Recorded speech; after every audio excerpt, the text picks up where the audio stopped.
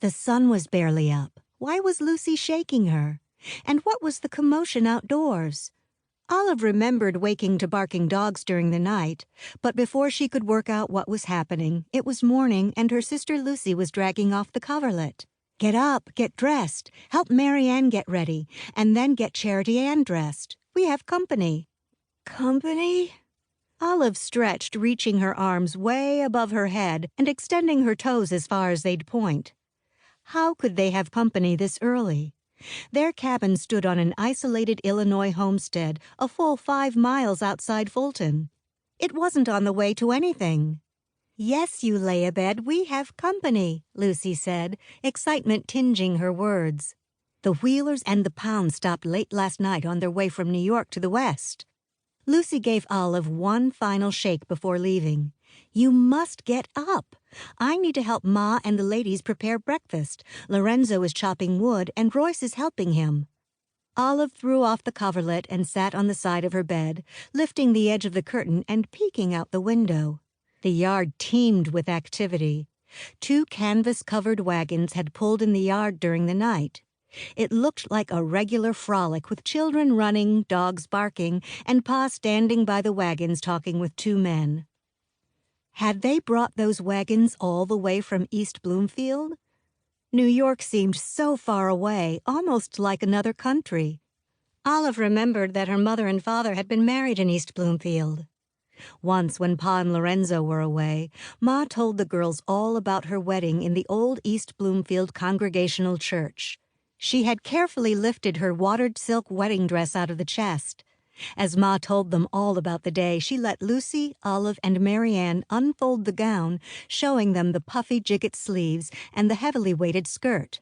She unrolled her Mary Stuart cap and the delicate lace ruff from the linen in which they were lightly rolled. The lace was so fine it looked like cobwebs.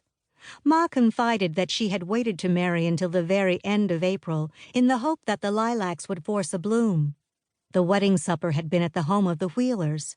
Why, it must be the same Wheelers who were whooping it up in their yard. Olive woke her little sister Mary Ann. Putting a finger over her lips, Olive pointed Mary Ann toward the outhouse. Normally, the girls would have taken care of their entire toilette in their room, but Olive didn't relish having to clean the slops bucket while company visited. The girls managed to slip back inside before anyone saw them. Olive poured water from the pitcher into the basin. She washed, wrung the cloth out, and repeated the procedure, helping Mary Ann wash up. "Do we wear our Sunday dresses, Olive?" Mary Ann loved her new Sunday dress. "No, I think we have work to do. Let's wear our next-to-best dresses."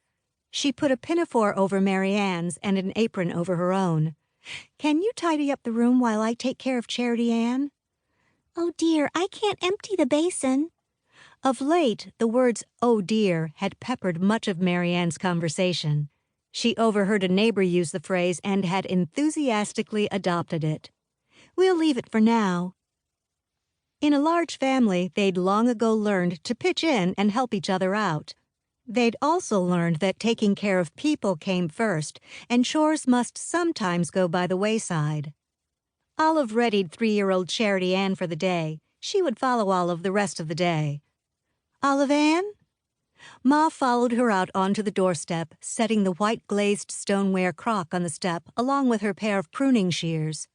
"Fill this crock with lilacs, will you? When you are finished, put it on the table that Lucy and Lorenzo are setting up under the oak."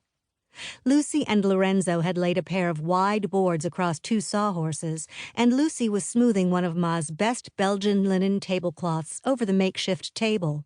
Some of the other young people carried dishes and utensils to the table.